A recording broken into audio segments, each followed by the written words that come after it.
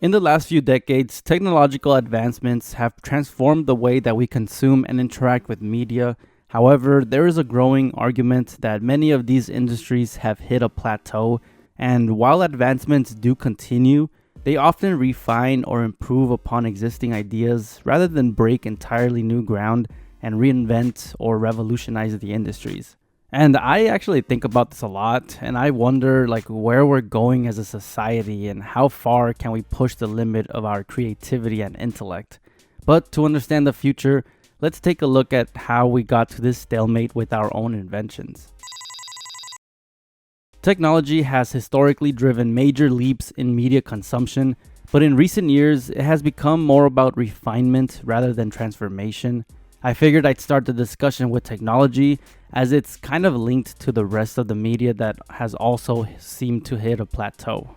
So let's first talk about smartphones and computers.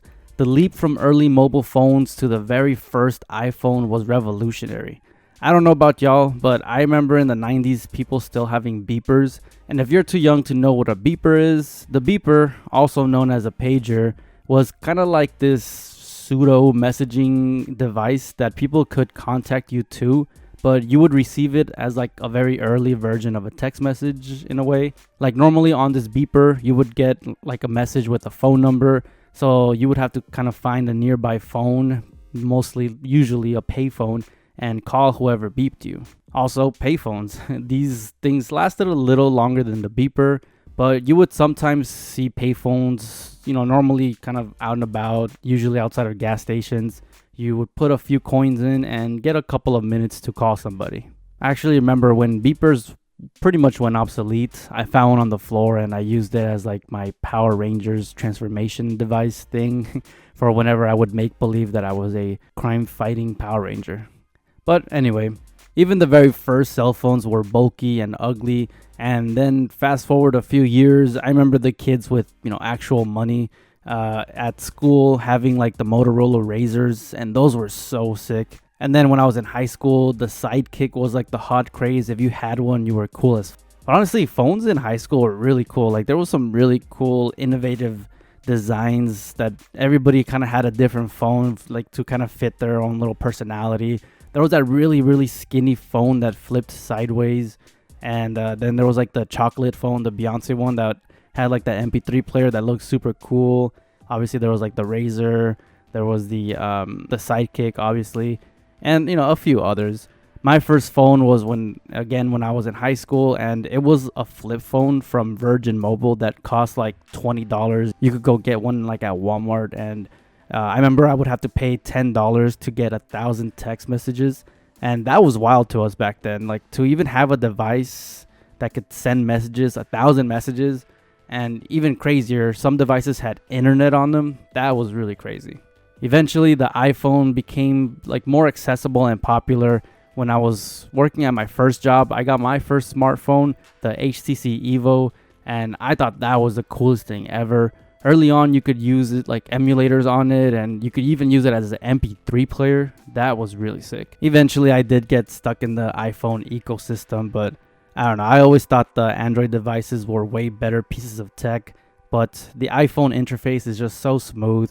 I just ended up staying with it, though I know I am thinking of someday finally going back to Android. But anyway, modern smartphones have seen mostly incremental improvements, like better cameras, slightly faster processors, and software updates. Like I know phones in general are getting more powerful, but if you look at the time frame from, let's say, 2000 to 2010, the leap in cell phone technology is insane. But then you look at 2010 to 2020, or even 2025, that gap has been mostly about improving the technology, not revolutionizing it. And there's some cool techie phones out there that haven't come to the States. There's like this cool phone from China that I personally think is pretty sick. But it seems like the companies like Apple try to keep cool technology out of the United States so that they can continue to dominate the smartphone industry in America. Allegedly, that's just a theory. So the same kind of goes for computers when it comes to advancements. Although when it comes to computers like laptops and PCs, the technology within the power and performance has gotten significantly better. But again, if you compare timelines, you still kind of see that plateau. Like, take the gap from 1995 to 2010, a 15-year gap. Insane advancements again. We did have computers in 1995, but they were slow, clunky, the internet was dial-up, and if someone told my 10-year-old self in 2003 that we would have computers thinner than a sandwich in my pocket at all times, I'd say that's crazy. And then you look at the gap from 2010 to 2025, where it's once again 15 years of more refinement rather than reinventing.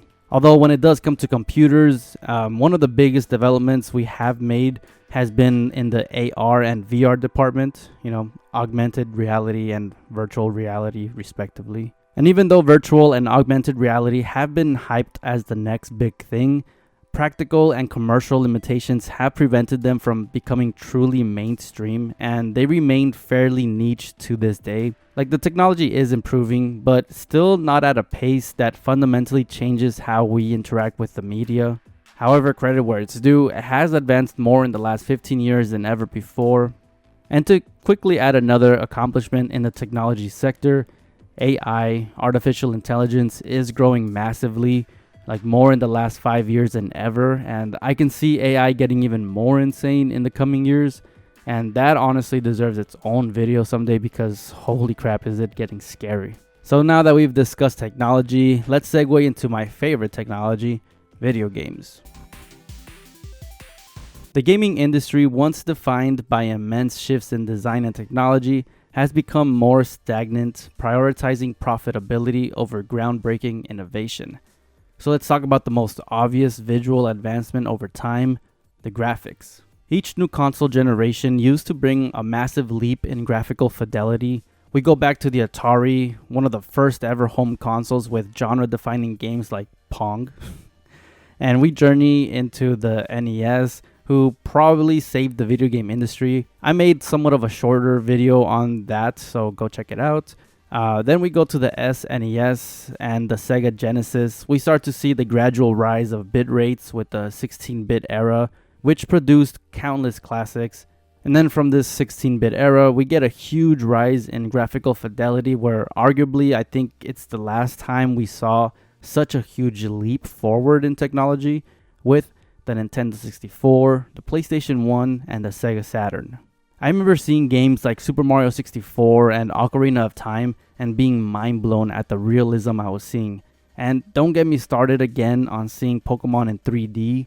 It was like the man landing on the moon to a nerdy little kid. Of course, after that we got the PS2, the Xbox, and the GameCube with an improvement and refinement of the 3D model. And after that, you kind of see where I'm going. We keep increasing the resolution from there. We keep upgrading the power, the frame rates, from the PS3 and Xbox 360 to the PS4 and Xbox One.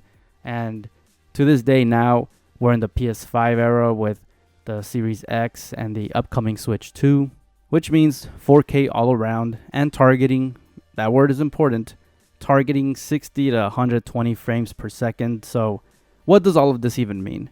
Well, it means our graphics are looking spectacular, more realistic than ever before, and smooth gameplay. But what is the point if there is no innovation? So let's talk Nintendo for a second. I mentioned Nintendo being a pioneer with graphics early on, and then after the GameCube, Nintendo really stopped being in that discussion. See, Nintendo went the innovation route. It's the one company that I believe really tried. So like with the Wii U, they went with motion gameplay and that weird but kind of cool nunchuck controller. It was wacky and gimmicky, but it made the Wii U a massive success. It's the console that tried something different. Then the Wii U, well, we don't talk about the Wii U. And Nintendo grew stagnant, but then the Nintendo Switch brought a whole new life to the company. Once again, through innovation, kind of. It was like refinement squared. You see, they didn't do anything groundbreaking. They took their Wii concept and their handheld market concept that they had been in for decades, and then they merged it. You can probably argue that Nintendo sparked this huge growing market of powerful handheld devices.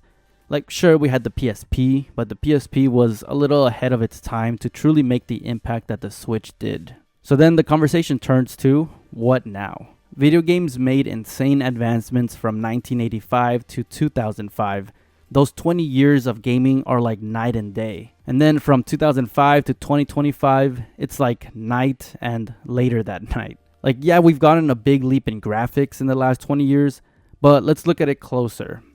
2005 to 2015, there's a big leap there. But 2015 to 2025, not so much. The plateau in graphics really started like in the late 2010s. So if we've reached the pinnacle of graphics, or if we're really close to being there and we aren't innovating the gameplay, like where do video games truly go from here? Well, I guess the easy answer is likely AR and VR. That makes the most sense going forward, and that's the only way to break through the next glass ceiling. The problem is that VR the last 10 years hasn't caught on as much as I think that the rest of the industry thought it would. And honestly, same with me. I thought VR would be a bigger point of discussion in the overall gamer sphere. It's spherical! Spherical! And I have a video discussing that very topic, so go check that out too. So yeah, until we reach a point of like Sword Art Online type level of technology, or that one, Black Mirror episode, the one. Until we reach that point in gaming, we're going to be stuck and coasting on this plateau. But that also begs the question, do gamers and big corporations even want to go there? I talked more into detail about that as well in my Comfort Media video. Yeah, this video is just going to be a shout out for all my other ones. But I bring that up because we tend to go backwards to older media now more than ever, for comfort, and it's the same thing with gaming. So if we are constantly going backwards to what we already know and love, or if we continue to only just refine what we know works, there doesn't seem to be much of a reason to change up the formula or revolutionize the industry. Now that gaming is a multi-billion-dollar industry, and if profits aren't taking a toll, these companies won't demand innovative works anymore. They'll demand that developers stick to the formulas and keep repeating and reproducing it as long as consumers are buying. So that discussion probably goes off on its own tangent. I'll probably have to make a video called Capitalism versus Artistry or something like that. And so the next big piece of media is TV and movies. Will we ever advance in that department? So I don't think I have to remind us too much as to how far cinema and TV have come. I mean, let's start with the visual evolution of TV. Going from the early moving images from over 100 years ago to getting color and the advancement that was color in cinema. I remember how big of a deal having a big, bulky TV like this. And I remember the CRTs we played Nintendo on, to now having these super flat, high fidelity 4K TVs and monitors with like QLED and OLED. And it isn't just the hardware, it's the advancement in the visual quality of the content from special effects. Effects revolutionized by films like Star Wars in 1977 to the insane CGI possibilities we have in today's day and age. So where do we go from here? Like, you could show somebody in the 1950s a movie like Avatar and would probably blow their minds. But if you look at the visual technology from the past like 15 years, movies look pretty much the same as far as the quality of the production and CGI. Sure, there's some bad CGI here and there, from blockbuster films, but nothing that really takes us to that next phase. There was, 3D and 4D for a bit, but that was kind of gimmicky. There just really isn't much higher we can go from here, right? And then we can even include the quality of the content itself, the storytelling. Obviously, there are still some great and intriguing stories to tell that we haven't thought up yet, but for the majority of the content out there in both TV and film, we've gotten to a pretty stagnant point. I won't go too into detail on sitcoms because I am dedicating a whole video on those, but if we look at the biggest film and TV content out there, most of it is just derivative of what we've already seen before, or recycled, or forced reboots that is just capitalizing on the nostalgia. Now, I do say this though while still admitting that I still heavily enjoy most of that content. And I'm not going to dedicate a whole big section on this, but music as well. You can look at music and, I don't want to sound like a broken record, no pun intended, but music has also kind of grown into that stagnant point of, or like, where do we go from here? I feel like so many sounds have already been created. So many rhythms have already been created, melodies have already been sung in the same tones. Lyrically, like there's only a finite amount of discussions you can really talk about with lyrics. And I'm sure there's going to be somebody, some group of people that will revolutionize music, take it to the next step. But I don't know, I just like it just feels like everything has hit this plateau. So who knows though? I'm hopefully wrong about all of this, and we do start to come up with innovative technologies and inventions and just creative outputs that pour into all of other media. And yeah, I can criticize it, but it doesn't mean that I don't enjoy it. And you guys can enjoy it too. Enjoy whatever you want for whatever it is, but still remember that it's okay to critique it and want more.